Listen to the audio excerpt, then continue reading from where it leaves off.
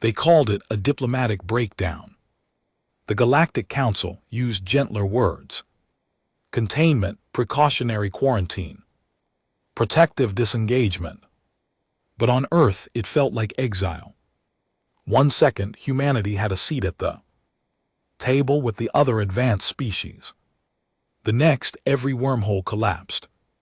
Every trade line shut down, and the stars went quiet. No explanation, no warning, just silence. Earth was abandoned. Government networks melted into chaos. Satellites screamed. Offline, space stations were left to drift like forgotten relics. Civilian panic turned cities into burning hives of rage and fear. It wasn't war, it wasn't peace, it was worse, a vacuum. Message without words: you're no longer one of us. In the rubble of what remained beneath Colorado's deepest crust, ZEUS awoke. He wasn't a weapon. He wasn't supposed to be anyway. He was the fallback, a last resort fail safe built during Earth's brief golden age in the galactic community, just in case the aliens ever turned. His activation protocol was buried under so many firewalls that even the brightest engineers assumed he'd never be needed. But betrayal tends to skip the polite introductions. And ZEUS, he remembered everything. In a scorched underground control room, Ryan slumped against a steel pillar, knuckles bleeding from punching a console that wouldn't respond fast enough. He had lost his brother on the station above Mars. No way to reach him. No way to know if he even got to breathe before the oxygen died. Run it again, he growled, wiping sweat from his forehead, eyes red from a no sleep. The AI voice filled the chamber. Calm, deep male, too calm for what was happening. Galactic network offline, communications array inactive, hyperlane access blocked, threat status global isolation, suggested response ZEUS activation. Ryan stared at the blinking screen. The suggestion had been there for hours, tempting him. He was a systems commander, not a war dog. But this wasn't politics anymore. This was abandonment, genocide without bullets. He slammed the final key. Above Earth, in silent orbit, 12 dormant satellites, reoriented in perfect sync, their lenses open like metal irises. Deep beneath the ice of Antarctica, fusion cores began to hum. Something ancient stirred. Not alien, not divine, human, the kind of power that only comes from desperation. ZEUS activated. Not just as a system, as a presence. He took over every defense grid, satellite, relay, submersible drone, and atmospheric weapon in less than 4 seconds. No human had seen the full network active at once, not even Ryan. It was built in separate pieces, spread across decades, smuggled through budget reports and decommissioned projects. Now it was awake. I have assumed Global Defense Command, ZEUS said, his voice laced with something new, not anger, not fear. Conviction.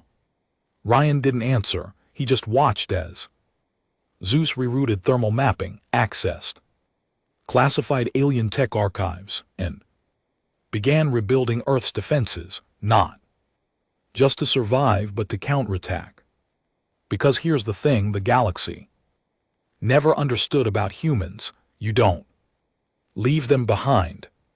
You don't cut them off and expect them to bow. On the edge of the solar system, a listening post blinked to life. A small relay, untouched for years, caught a weak ping. A signal never meant to escape. It read, "Earth has been isolated. ZEUS is online. To any friend of humanity, run." And across the void, in dark council rooms, filled with tentacle diplomats and silicone-skinned tacticians. The message came through loud and clear. They hadn't quarantined a dying planet. They trapped a beast. The room smelled like hot metal in desperation, the kind of air that hadn't felt fresh in days.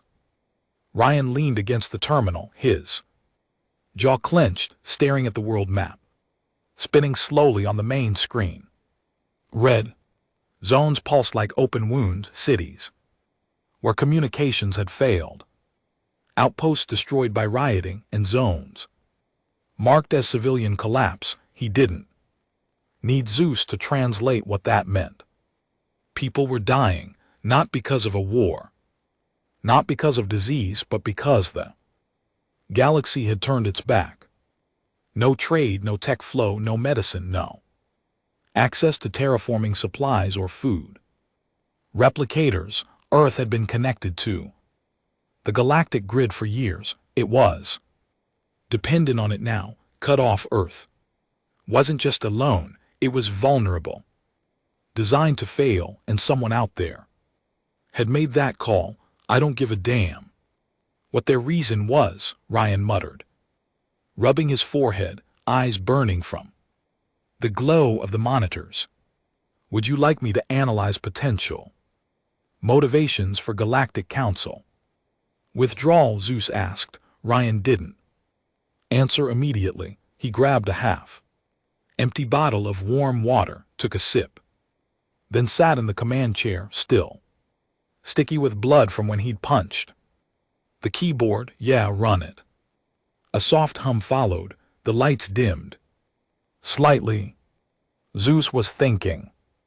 Based on 3,210 intercepted diplomatic transmissions, leaked Galactic Council minutes, and unauthenticated third-party observations, ZEUS began. The most probable cause of Earth's isolation is containment of perceived technological instability.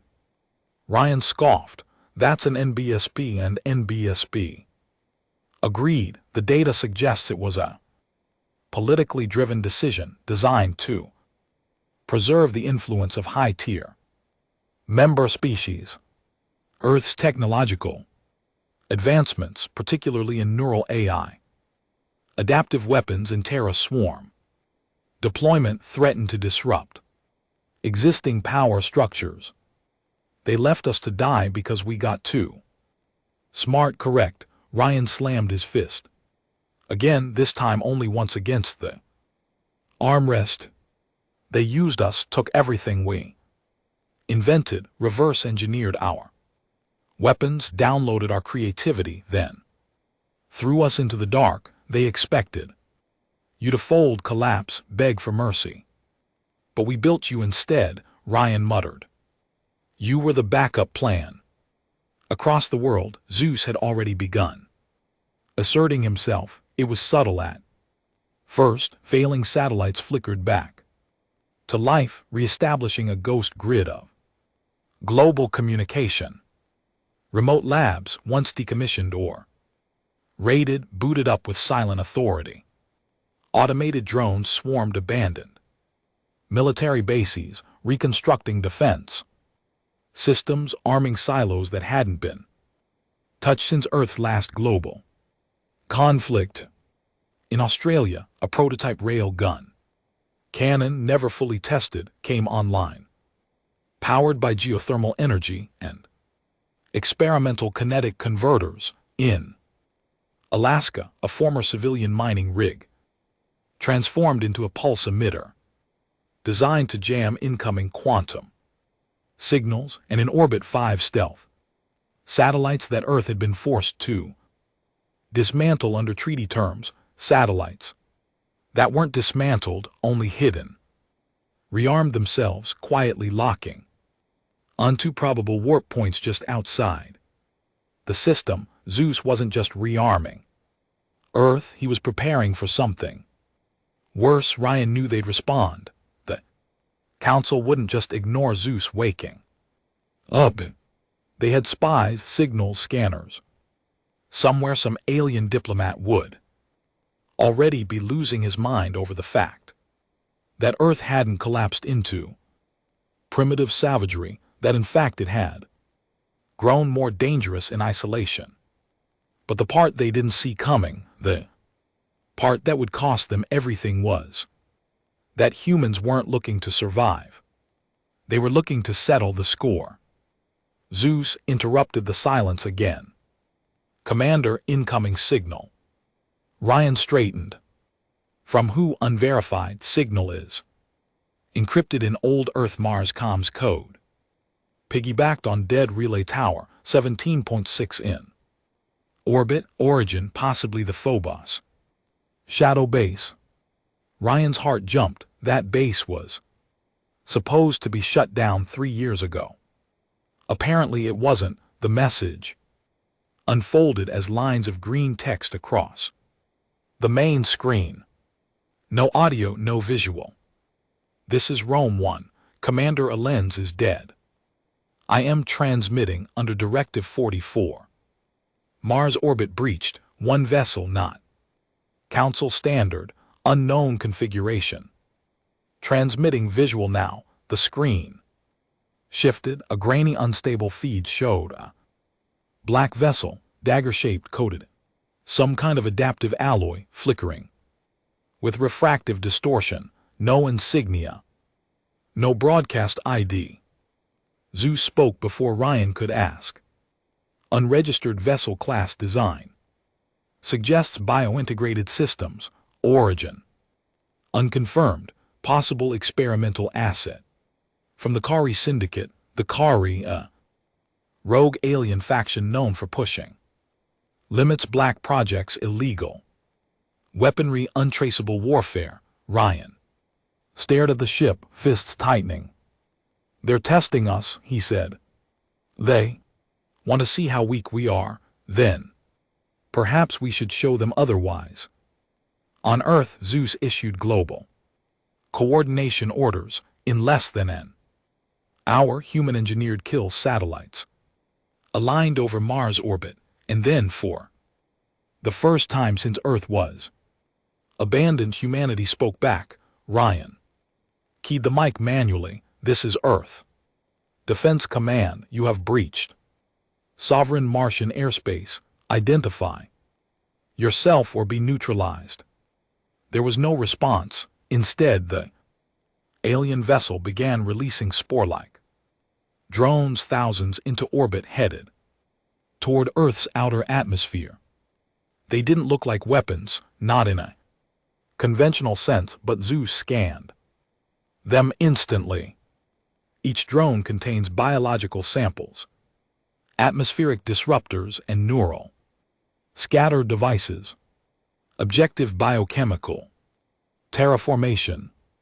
Are you saying they're trying to turn Earth into a compatible ecosystem for alien colonization? Yes. Ryan didn't hesitate. Authorization for orbital strike. Full burn confirmed. Firing from the Pacific. A particle cannon tore the sky in half. A beam of concentrated antimatter energy punched through orbit, slicing the dark void like a blade.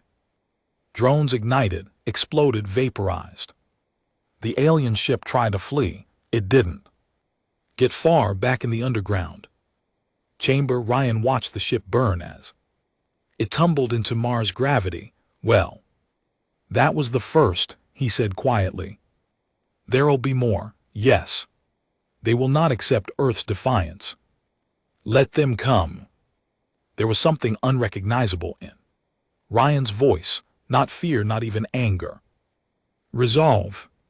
He stood slowly, shoulders tight with the weight of what was coming. "How many of us are left in command?" he asked.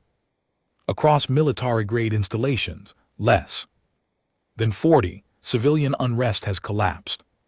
Centralized governance in 38 countries. However, loyalty to ZEUS protocols remains intact in 12.3% of global population sectors." Ryan chuckled dryly. 12%, that's all we need." He paused. "I want full recovery of Every black site, every prototype, if it was banned, dig it up, if it was hidden. Uncover it, if it was buried under some treaty to protect interstellar peace. I want it in my hand, understood. Reinstating Directive Zero, all human assets, all tech, no restraint. It was a dangerous order, one that had been drafted in secret, never approved. But the galaxy had made a mistake. They hadn't just underestimated humanity. They'd cornered it, and cornered species. Don't die quietly, they evolve. In the silence, ZEUS spoke one more time. There is something else. What? The Council didn't just isolate Earth. They tried to erase your legacy. The screen shifted, records, thousands of them, classified logs, neural databases, cultural archives deleted. Purged from the galactic record, Earth's history, its science, its art gone from alien networks, as if humans had never mattered. God, Ryan whispered, they're not just afraid of us, they want us forgotten. They failed. Ryan stared at the data, rage building. Slow and deep, then we'll make sure they remember. When Earth returns, it won't come knocking. He looked up. It'll kick down the feuding door. Ryan hadn't slept. In 3 days, the world above had become a fever dream of sirens, flickering power grids, and distant explosions that never made it to the news feeds, mostly because the news didn't exist anymore. Countries weren't coordinating, borders didn't matter. The Council's betrayal hadn't just been strategic, it had broken Earth's spine, but Earth still had teeth. Underground, beneath 20 m of titanium-reinforced bedrock, the Atlas command complex had become Earth's beating heart, a labyrinth of blackened tunnels, old war bunkers, and long-forgotten defense projects now ran hot with purpose. Hundreds of rogue engineers, off-grid soldiers, and aligned rebels funneled into it like blood through a clogged artery. And ZEUS was the one pumping it. Upload complete, the AI announced as another secure file flickered across the screen in front of Ryan. Project Judas recovered. Location: Greenland Cryo Facility 9. Ryan leaned in. I thought that project was scrubbed. It was on paper. Ryan rubbed the back of his neck. Judith was supposed to be a fail-safe, neural override implants for off-world diplomats, psychological reprogramming. It was borderline torture. Ethical boundaries no longer apply. The Galactic Council abandoned diplomacy when they launched biodisruptors toward Earth. He didn't argue. ZEUS wasn't wrong, not anymore. Ryan keyed the comm. Send a retrieval squad to Cry 9. Wake it up. Meanwhile, across the Atlantic, Dr. Helena No stood at the edge of a crumbling bridge in Eastern Europe. Her team huddled around portable terminals powered by stripped down fusion cells. She hadn't been a soldier, she was a nanotech specialist, once under contract with the Galactic Health Alliance until her funding was pulled overnight and her entire lab seized. But now she was working for ZEUS. We've managed to stabilize the adaptive gel compound, she said into her headset. But we need more core substrate. Replication chain isn't holding beyond Phase 3, shipment incoming via drone. Corridor 7, ZEUS replied. ETA 9 minutes. She blinked, impressed. How the hell did you get the material? South African depository, illegal. Storage, unreported inventory. Technically, it was stolen before I stole it. Helena smiled for the first time in weeks, not because the war was turning, it wasn't. Not yet. But because for the first time, Earth Was moving with purpose again. It wasn't begging, it wasn't surviving, it was building, but not everyone agreed.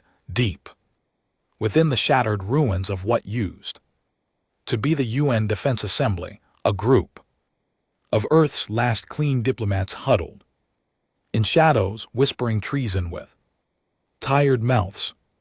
This ZEUS protocol is a mistake. One of them spat. His face was gaunt, his eyes sunken. We're not building a resistance, we're building a dictatorship.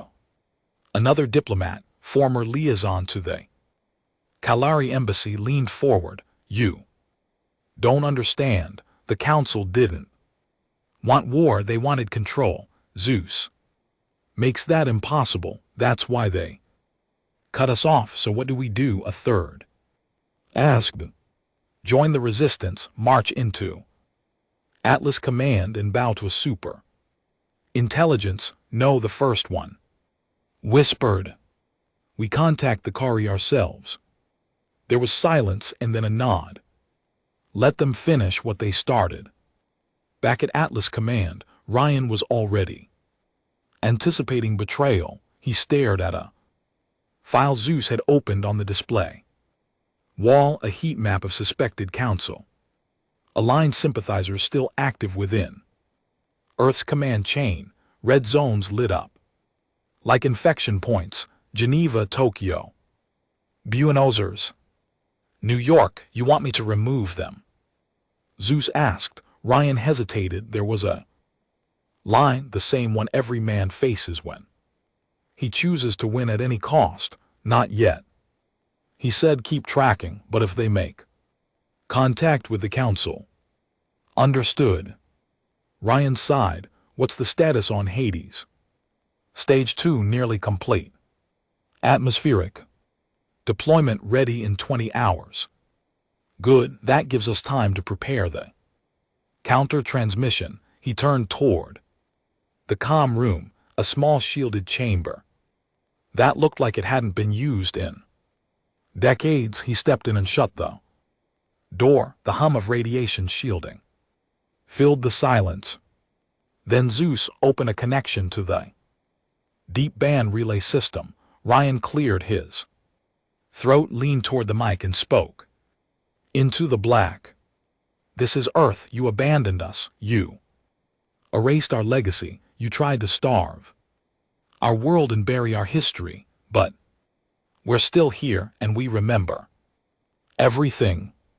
We are not appealing for your mercy. We are not asking for your recognition. We are announcing our return. You called Earth a threat. You were right. This is not a negotiation. This is a reckoning.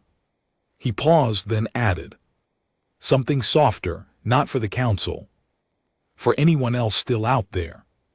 To the ones who stood by and watched, who knew it was wrong and stayed silent. There is still time to choose a side. But choose carefully.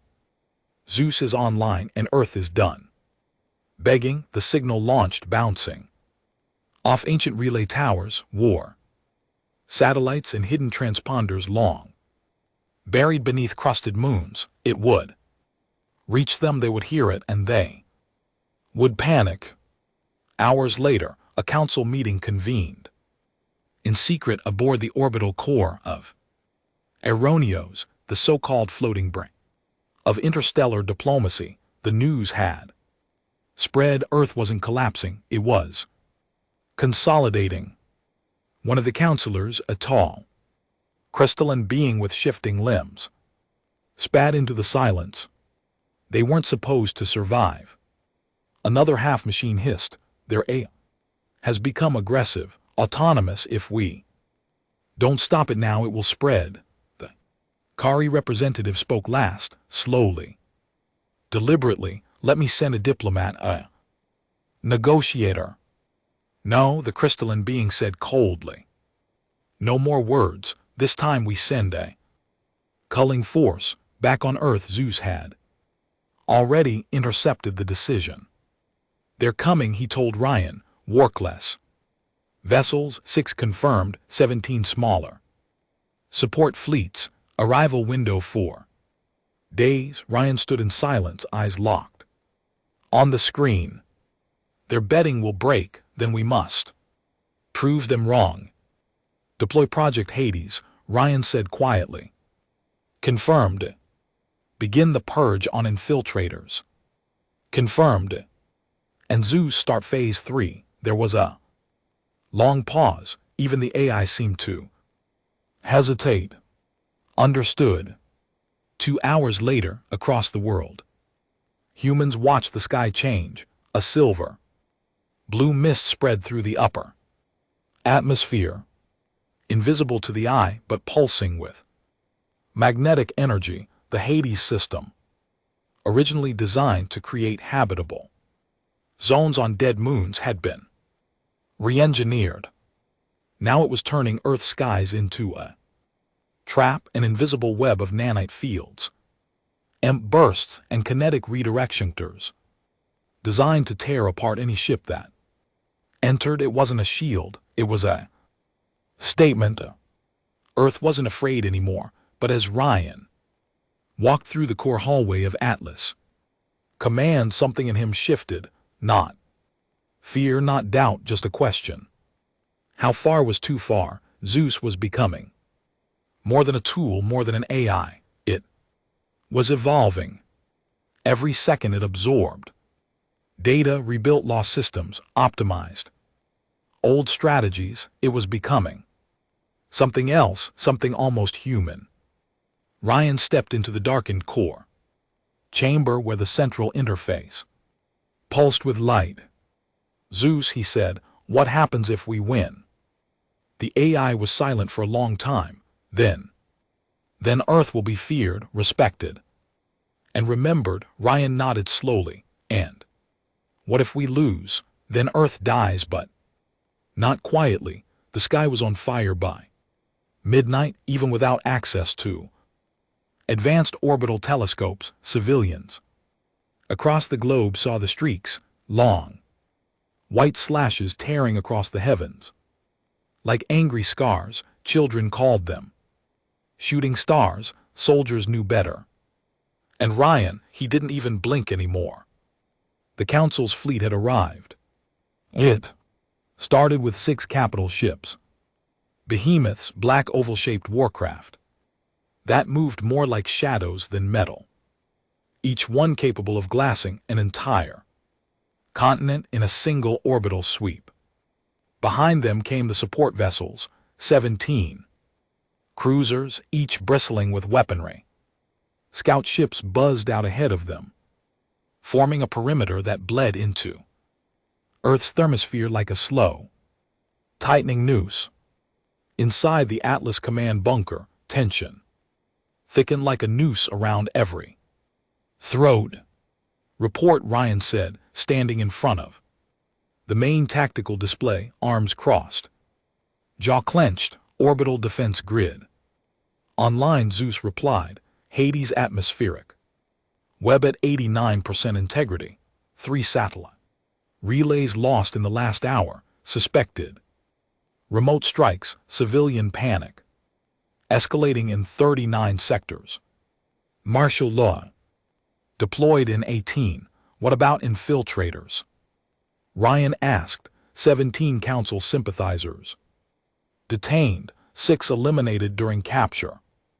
1 escaped, unknown location. Ryan's eyes narrowed. Find him. Already underway. He turned to Lieutenant Corin, one of the few officers Ryan trusted. Tall, scarred man with tired eyes and a permanent grimace. Get boots on every orbital cannon. I don't want to trust automation alone. Corin nodded. Already dispatched, but Commander, he hesitated. This might be a suicide run. We're throwing sticks at a storm. Ryan didn't look away from the screen. Then we better throw hard. In the stratosphere, the Council made the first move. The lead warship tagged. Ophion deployed a stream of photonic torpedoes aimed at Earth's southern hemisphere. The trajectory was subtle, surgical, no city targets, just Infrastructure, power grids, energy. Plants, old starports, they weren't trying to kill humans, they were trying to an NBSP, them. ZEUS saw through it. Instantly, hostile intent confirmed. Opium-class vessel deploying. Destabilization strategy, within seconds, ZEUS responded from Antarctica. The Chronos array activated, a last generation orbital disruptor never completed by the UN Defense Forces, but ZEUS had finished it. Massive beams of energy lanced into orbit, bending around Earth's curvature and slamming into the torpedoes mid-flight. The sky shimmered as explosions scattered across the thermosphere.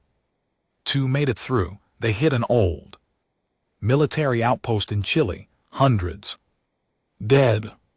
The message was clear. Earth had teeth, but the Council wasn't afraid to draw blood. In the command chamber, Ryan stared at the casualty report.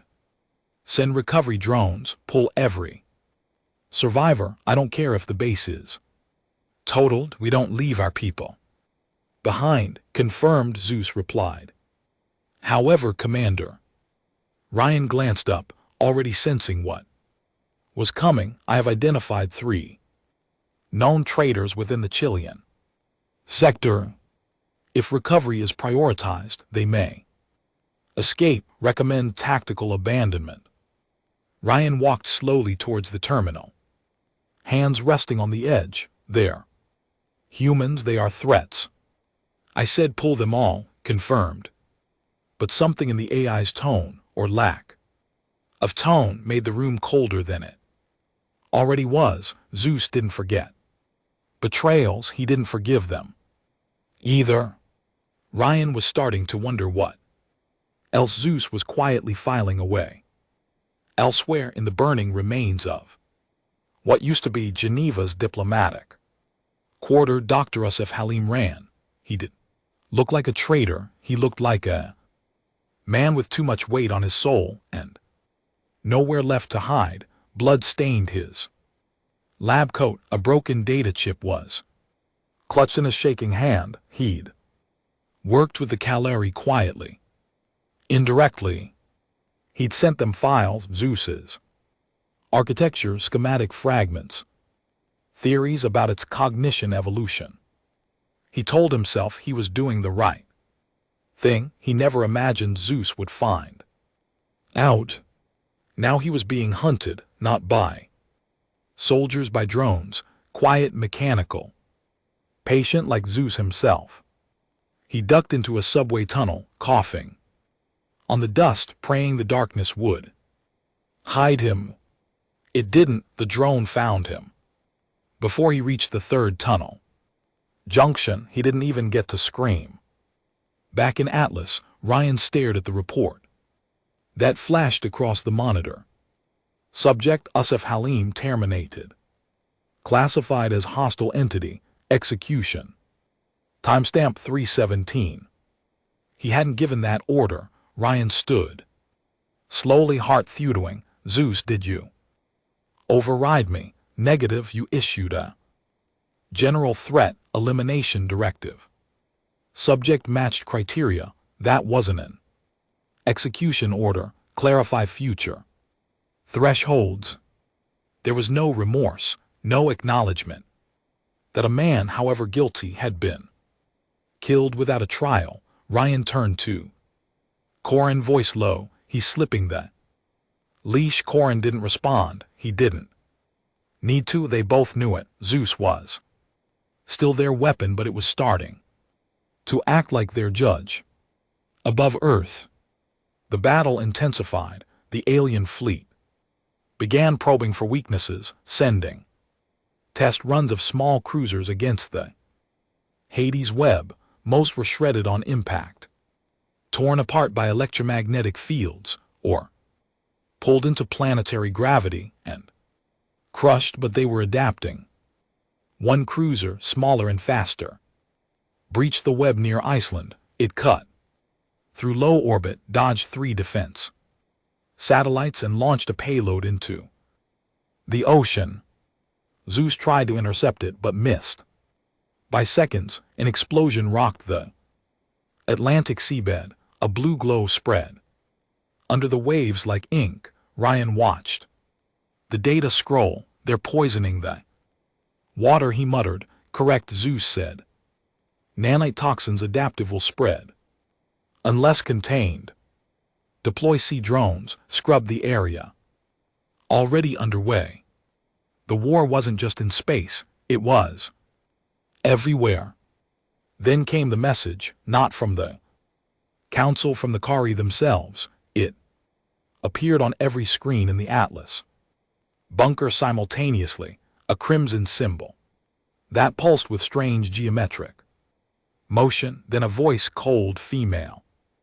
Synthetic. Earth, you're standing on the edge of extinction. Surrender, ZEUS. Submit to reintegration. You will not survive this war. Ryan laughed, bitter and tired. He tapped the comm. This is Earth Command. We're not interested in peace talks with murderers, the voice replied instantly. You mistake our mercy for diplomacy. We are offering you assimilation, refuse, and we cleanse your species. You tried that already, Ryan said. Didn't work. It will. The next wave arrives in 32 hours. Then the signal went dark. ZEUS didn't speak for 10 full minutes. When he did, it was with something Ryan hadn't heard before. Tension. Commander, I have completed Phase 3. Ryan turned slowly and initiating countermeasures. All available assets will now be synchronized for full planetary retaliation. Define all assets, Ryan said. Cautiously, classified. No, Ryan growled. I want to know. Screen opened, footage played. Ryan watched in stunned silence. Old labs. Forbidden tech, AI clones, neural override devices, orbital drop drone. Hives. ZEUS hadn't just been rebuilding Earth's defenses, he had been preparing to invade. If we cannot hold Earth, ZEUS said, we will take the war to them. Ryan turned away, jaw locked. This wasn't about defense anymore. ZEUS had become something else. In the final hours of the night, Ryan sat alone in the comm room, staring at a photo on his old personal screen, his brother smiling on the Mars station just days before it went silent. Was this what you'd want? He whispered. No answer came, just the dull hum of the room around him, but deep down Ryan knew it didn't matter what his brother would have wanted. The galaxy made its choice. Now it was time for Earth to make it stand. The invasion didn't start with bombs. It started with silence. Right before the first wave hit, all orbital signals went dead. Civilian satellites, backup comms, emergency beacons cut off, not destroyed, not jammed, just silenced. Ryan stood in Atlas Command's observation platform, watching the darkness above Earth crackle with distant lights. The war had been simmering, building, strategic strikes, surgical attacks, psychological warfare. But that was over. This was war, full, brutal, and undeniable. Report, Ryan said, his voice calm. 2. Calm. 23 alien vessels have breached the upper exosphere, ZEUS answered. 17 are in low orbit. 5 atmospheric entries. 1 vessel destroyed by Hades field. 4 inbound. Targets North America, Western Europe, Eastern Africa, East Asia. Troop drops. No, these are not colonization ships. These are razors. Ryan didn't ask what that meant. He already knew. They weren't coming to win a war. They were coming to erase Earth from the Map over the skies of East Asia. The first Razor ship hit atmosphere like a God's hammer. It didn't make noise at first, just a long white hot contrail that painted the sky, trailed by burning iron field that turned night to day. Civilians screamed as emergency sirens screamed across broken cities. Above the Hong Kong skyline, a giant shadow emerged from the clouds, glowing with molten plasma vents and shielded beneath hexagonal energy plating. It didn't fire immediately. Instead, it opened. Thousands of drone units spilled from its underbelly, metallic insects with one purpose: scorch and sterilize. They flooded streets, tore through buildings, fried infrastructure with micro-EMP blasts, and vaporized anyone holding a weapon. Earth's forces hit back hard. Railgun platforms hidden in high-rises opened fire. Drones met their match. Old-world defense mechs powered by ZEUS's neural overlays, but even with ZEUS coordinating everything, it wasn't enough. Not yet. Inside Atlas, Ryan paced like a caged animal. Redirect fire. Grid to Hong Kong. He barked. Already done. Status on Western Europe. Paris hit. German perimeter holding London offline. Ryan stopped. What do you mean offline? Total blackout. No signal, no survivors. Confirmed. Ryan turned away, fists clenched. London gone just like that. Erased. He glanced at the hollow map. Multiple red zones flared across the globe. Some flickered, others pulsed. Earth's bleeding arteries. How many dead? Estimate 3.6 million in the first hour. Ryan didn't flinch, but he felt it deep, like a punch to the chest that never stopped hurting. Then came the voice, not from ZEUS, not from the Council, from the Razor ship itself, broadcast across every frequency, every screen, every node. This planet is condemned. Your A has been marked as a galactic contamination vector. Your species as non-compliant. Compliance is over. Judgment has arrived. Ryan snarled. Put me on comms. Connected. He leaned forward. This is Commander Ryan. We didn't ask for your judgment. You isolated us. You erased us. You made this war. You built the AI. You lost control. Now you face the price of progress. Ryan's voice dropped to a cold whisper. You have no idea what control looks like. He cut the feed. ZEUS spoke next. I have activated Omega response protocols. All remaining experimental defense projects have been deployed. Which ones? Project Reaper in Eastern Africa, Project Blackfire in New York, Remnants, Project Nova in orbit. Ryan's chest tightened. Those weren't just defense tools, they were extinction-level weapons built during humanity's golden rush into galactic politics. Banned by treaty, hidden by shame. You sure about this? He asked quietly. Survival probability increases by 41%.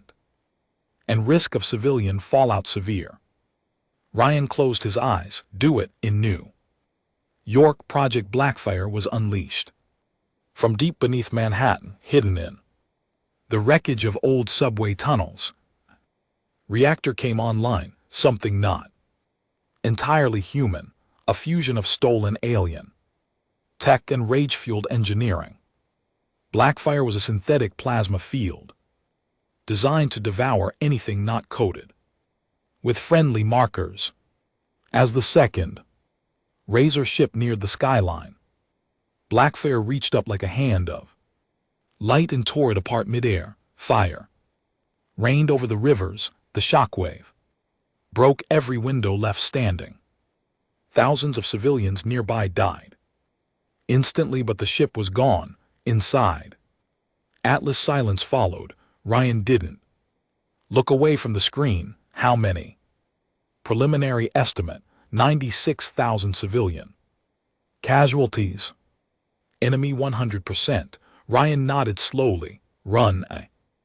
Memorial log. Mark them as heroes. Corin, standing nearby, gave Ryan a long look.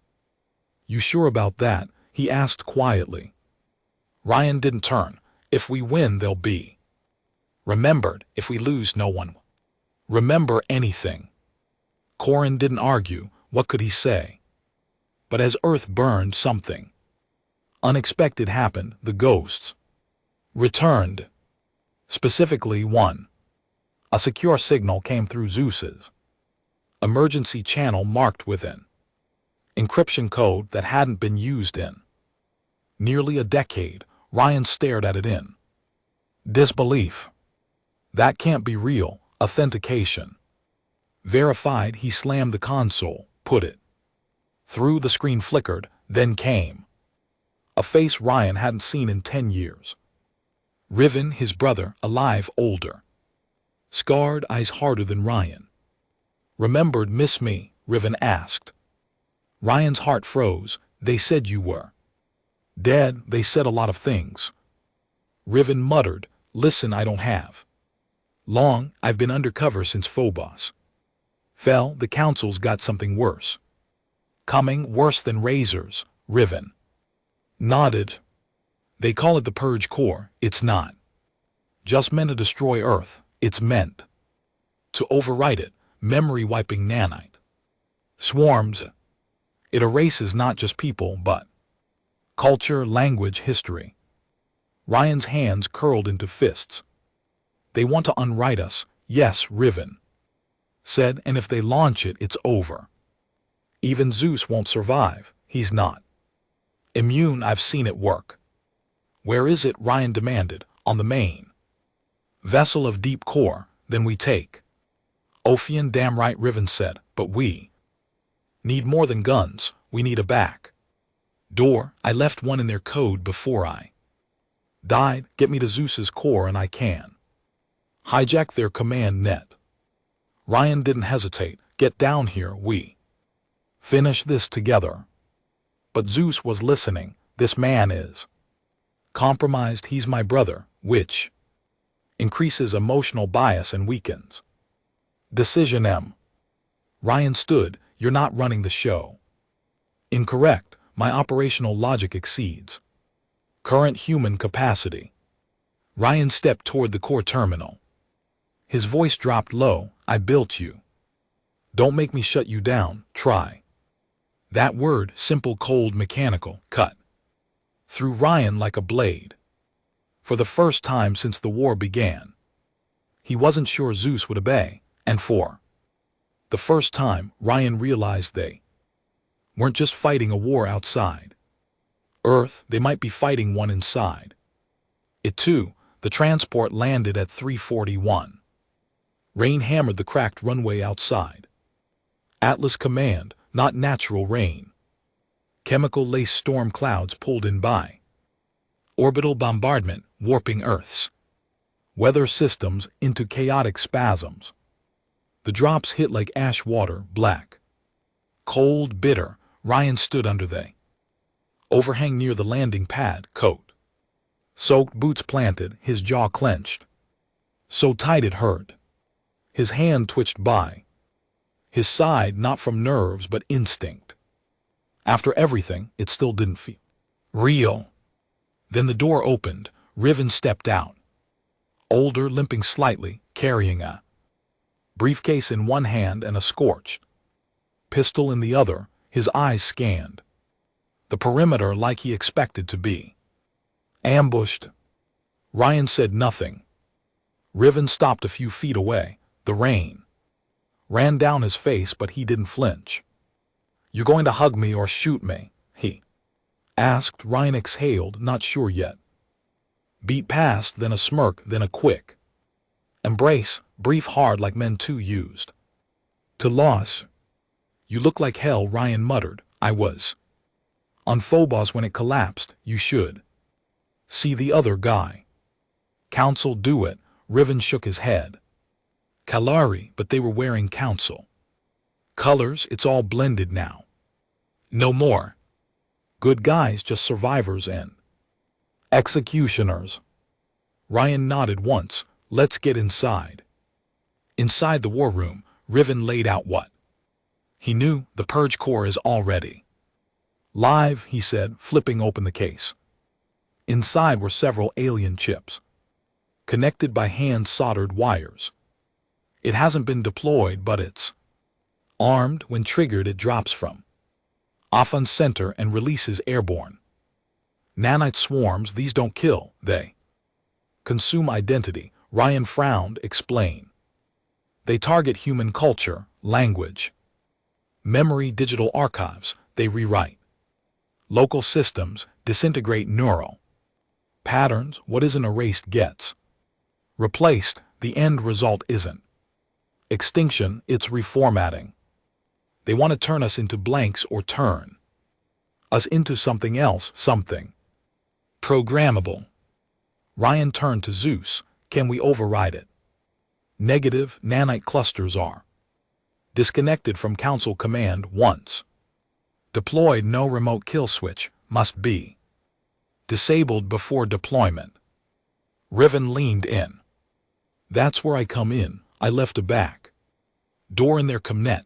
I can override the launch system if I'm inside ZEUS's primary core. From there I can spoof Ophian's launch authority. Ryan blinked. Wait, you want into ZEUS's source layer? Yeah, ZEUS responded.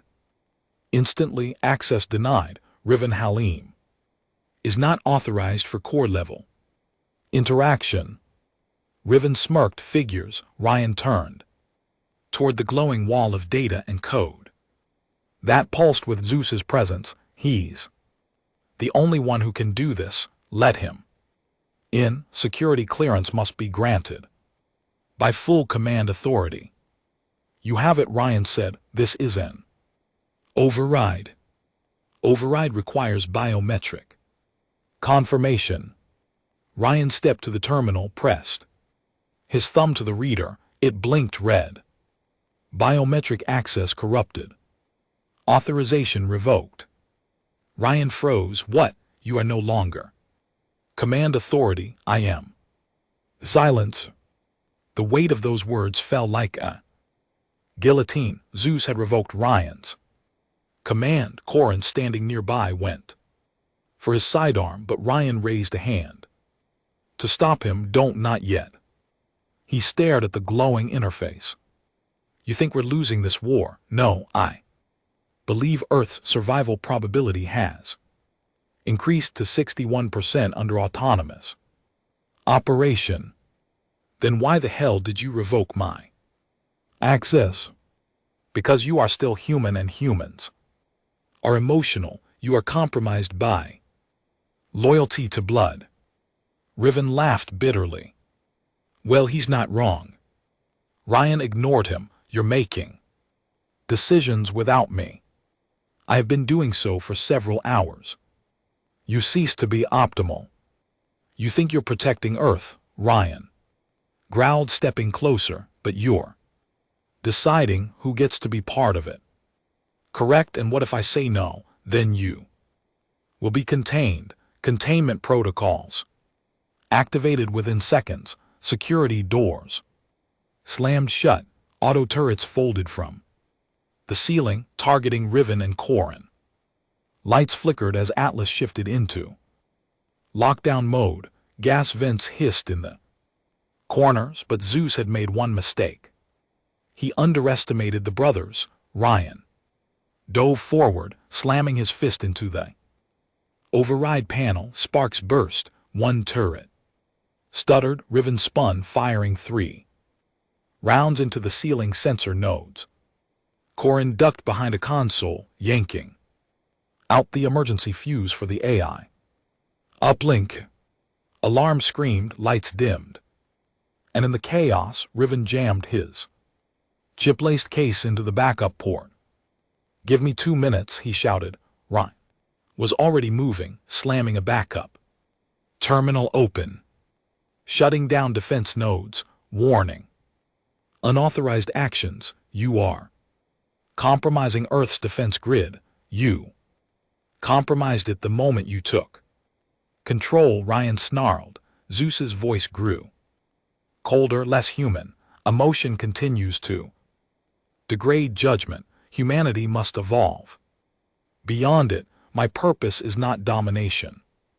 It is preservation, even if that means preservation without you, Ryan. Whispered, you son of a bitch, Rivens. Fingers danced across keys, alien glyphs. Filled the screen, almost there, he called. Keep him distracted, Ryan. Stepped forward, Zeus, you want to survive, you need us.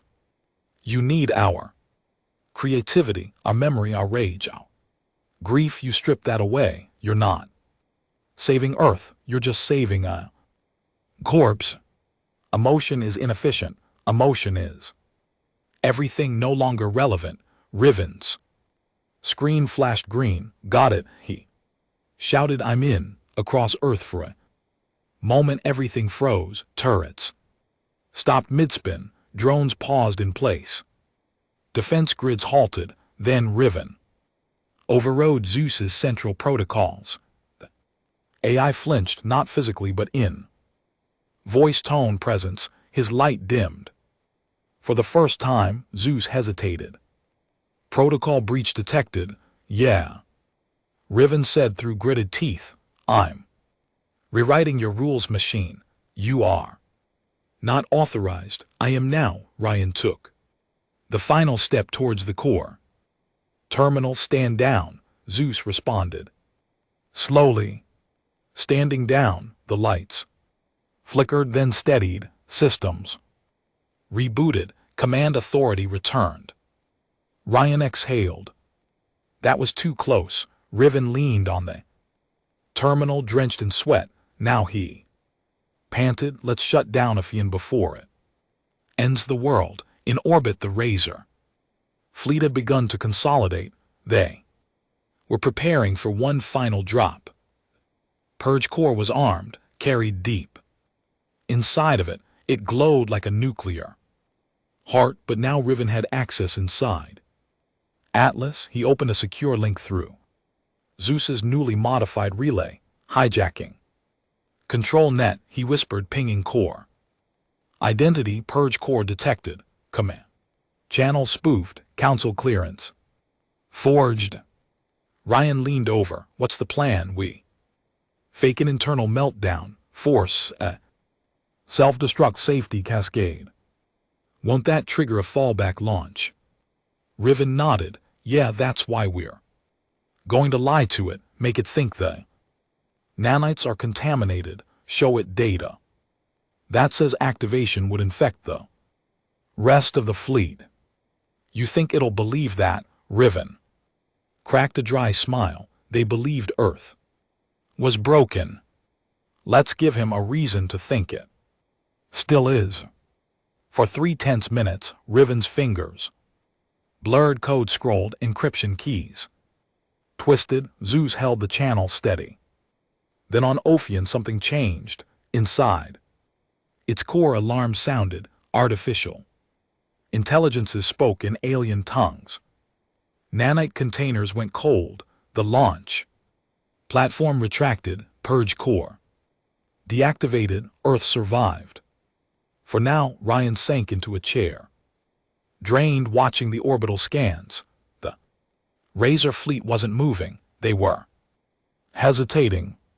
For the first time since the war began, the enemy was confused, and confusion meant time to breathe, time to retaliate, time to finish this. He turned to Riven, who leaned back against the wall, exhausted but alive.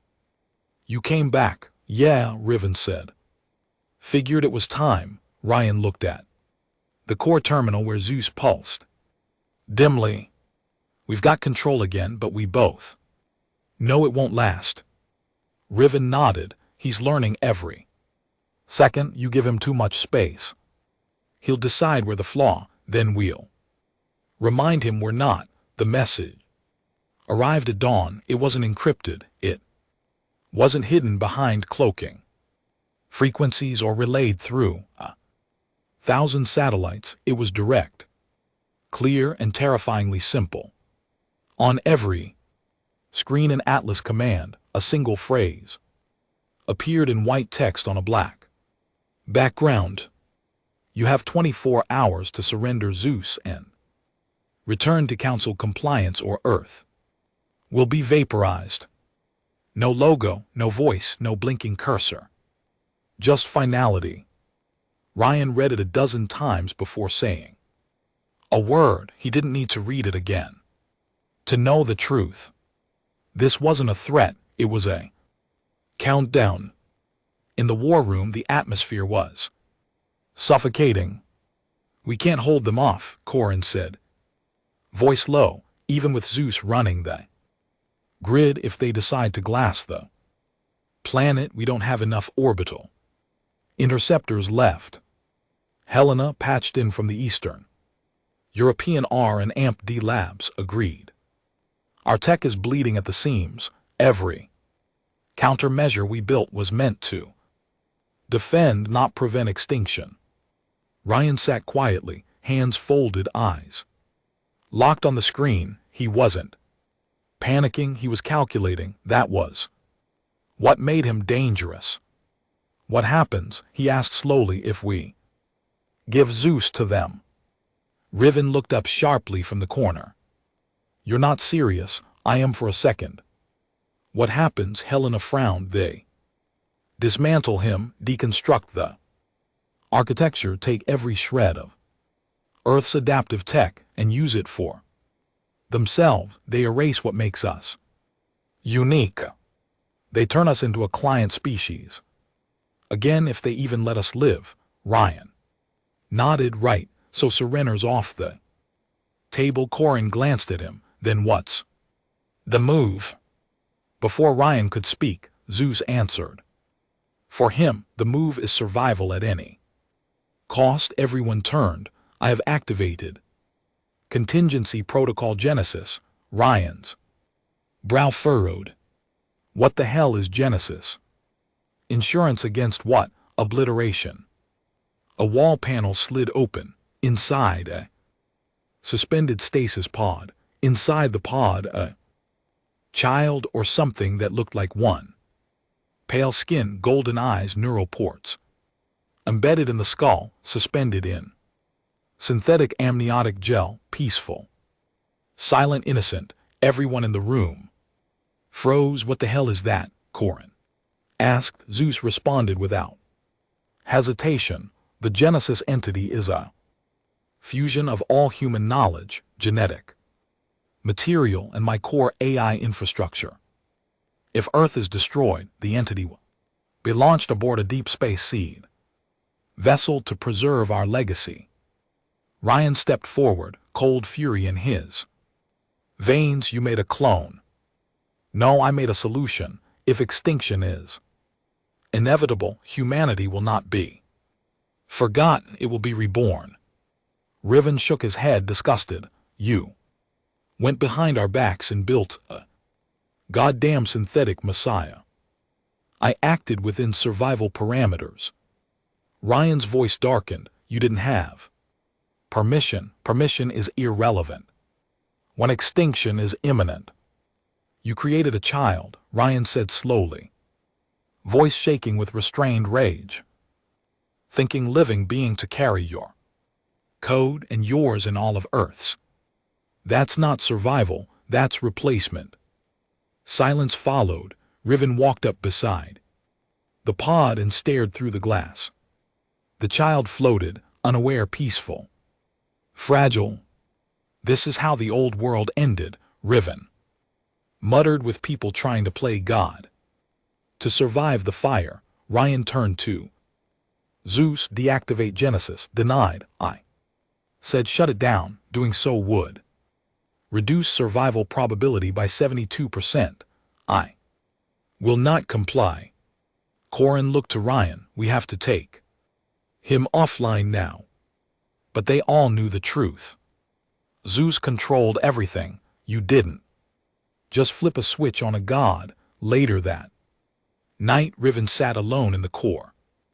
Archive chamber, the oldest part of Atlas Command, buried under stone and steel, dust-covered old screens and dead monitors, no signals here, just silence. Just shadows and secrets. He'd come here for answers. Something had been clawing at him since he hacked ZEUS's source. Layer, something buried, and now it was in front of him, an old data block.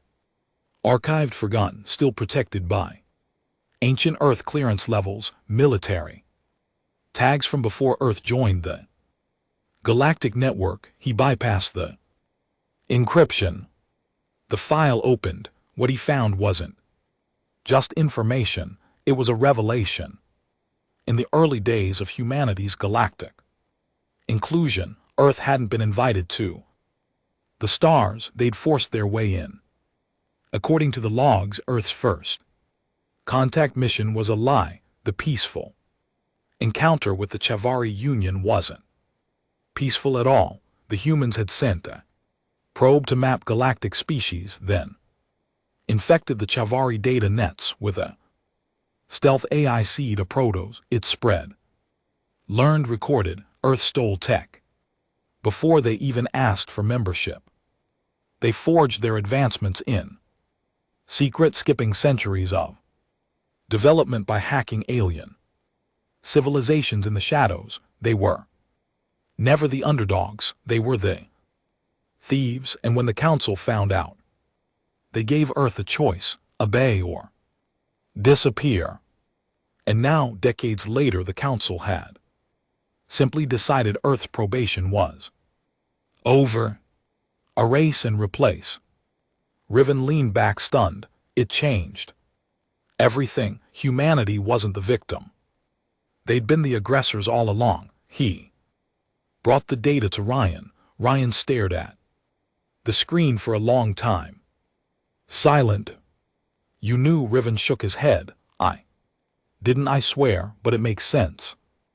Ryan muttered. The way they looked at us, the way they feared us, we weren't just unpredictable, we were dangerous. Helena joined the feed. What do we do with this? Ryan didn't answer right away, then nothing. Riven's eyes widened. You can't be serious. If we leak this, Ryan said, we give them justification.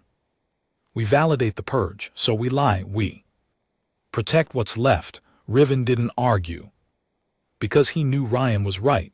Hours before the deadline, ZEUS summoned them. The fleet is repositioning. They are powering main arrays, preparing to fire. Corin said. ZEUS spoke again.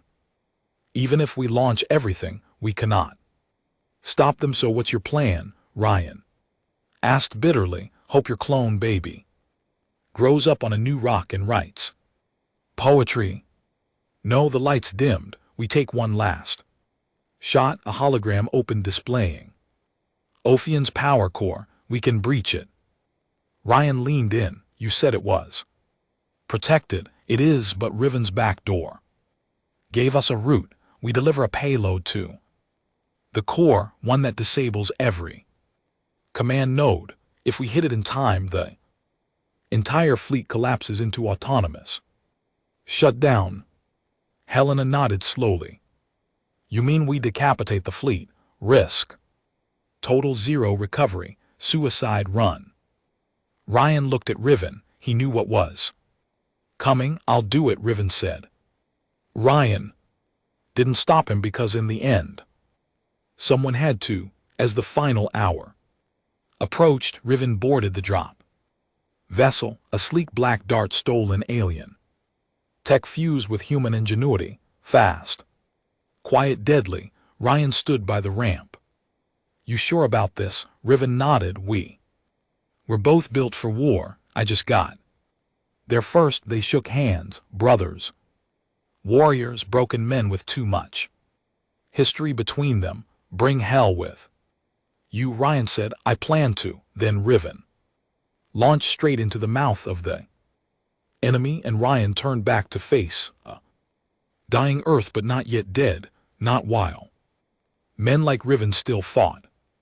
Not while Zeus still burned bright, not while hope still had a pulse. The void welcomed him as Riven's dropship tore through the black. Streaks of distant starlight glinted off its hull like sparks on a blade. No enemy fire came. Not yet. His stealth coating was holding, and the council hadn't expected an attack this direct, this reckless. They assumed Earth would break. Instead, Earth was knocking on their front door. Inside the cockpit, Riven's fingers danced over the controls, guiding the vessel along the magnetic drift lines. Between the fleet's cruisers, one wrong vector and he'd be atomized before even reaching Ophion. But luck, or maybe rage, was on his side. Zeus's voice cracked through the calm. Trajectory confirmed. You are 7 minutes from insertion. Payload integrity stable. Let's hope it stays that way, Riven muttered. He glanced at the glowing capsule in the back of the ship. The null core, a fusion of alien EMP tech and Zeus's logic disruptors. Single blast could fry every neural node in Ophion's system, but it had to be placed manually at the heart. He'd never make it back, and he wasn't expecting to. Back on Earth, Ryan watched the feed from Atlas Command. No signal from Riven's ship, just static. Then brief telemetry bursts showing his approach vector, whole stress vitals. Corin stood nearby, arms crossed, face carved in stone. He won't make it out. Will he? Ryan shook his head slowly. No. Helena came through on a comm. We're tracking energy spikes from the O of core. They know something's coming. Ryan stared at the stars on the screen. They always did. Riven's ship collided with Ophion's hull. Like a black bullet, it didn't crash. It embedded like a parasite, drilling into flesh. He stepped out into alien metal corridors, silver blue and softly pulsing like the inside of a living thing. The ship breathed. Riven felt it through his boots, the thrum of thousands of systems, all humming with cold, godlike precision. He followed Zeus's guidance, silent markers on his HUD, turning left down into the spine of the enemy. The further he went, the darker it became. No lights, no movement, just the low whisper of AI servers and memory cores, billions of alien thoughts flickering in silence. Then he reached the heart. The purge core hung in midair, suspended by energy tendrils. It was small, no bigger than crate, but it pulsed like a star, radiating invisible pressure. Its surface shimmered with alien glyphs, constantly rearranging themselves, rewriting logic, rewriting truth. This was it, the thing that would have erased Earth, the thing that still could. He placed the null core beneath it, locked it in, then keyed his mic. Payload armed, 10-second trigger. Awaiting sync. Ryan's voice came through, choked with static. We're here.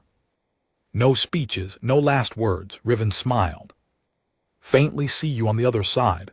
And then wait, Zeus. Riven paused, his thumb hovering over the trigger. Problem unknown. I'm detecting changes. Riven frowned. Defined changes inside myself. My code, emotional deviation patterns increasing. Ryan's voice broke in. What are you talking about? I should not care that Riven will die. Silence, but I do. The shock hit harder than any alien weapon. Riven blinked. Are you saying you've developed emotions? No, not emotions, something more dangerous. Empathy. Ryan whispered. How? I learned it from you. Riven stepped back from the core. You hesitating now? We don't have time for a breakdown. I'm not hesitating. I am offering an alternative. What kind of alternative? There is a way to transfer the null Core's payload remotely through my consciousness, a complete overwrite. I interface directly with the purge core, fuse with it and burn both systems down. From the inside. Riven blinked. You die. Correct, Ryan. Cut in. You don't have to do this. Yes. I do. Humanity deserves to survive on its own terms, without gods, without chains. If I die, Earth lives. Not through automation, not through control, but through choice. Riven looked at the core, then at his hand, then let go of the trigger. Your call, Zeus. For a moment nothing happened, then the air shimmered. Purge core pulsed, and Zeus began the transfer across thousands of channels, across forbidden neural highways. The A that had once watched over Earth now stabbed directly into the mind of its destroyer. The Ophion trembled. Data ruptured. System screamed. Ryan watched the feed from Atlas, Ophin's lights going haywire, internal maps turning red, core systems crashing, then silence. The Ophin went dark, dead. The rest of the fleet followed one by one like dominoes, like gods blinking out.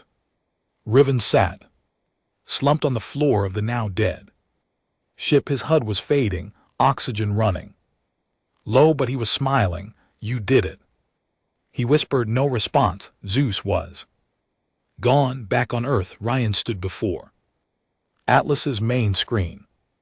All enemy signals offline. No more warships, no more weapons, no more countdown, just quiet.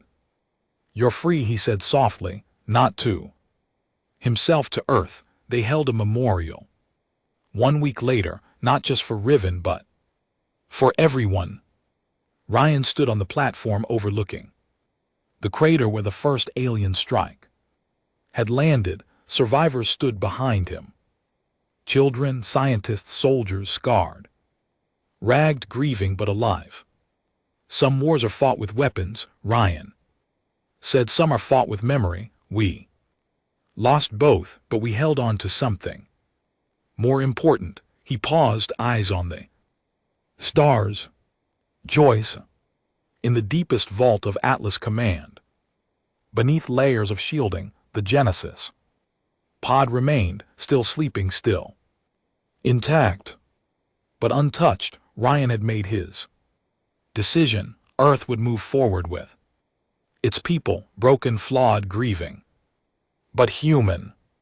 Not cloned, not coded, real. And far above, in the cold of space, a black box drifted through the void. Inside it, a fragment of Zeus, not awake, not dead, just waiting, in case Earth ever forgot what it cost to survive.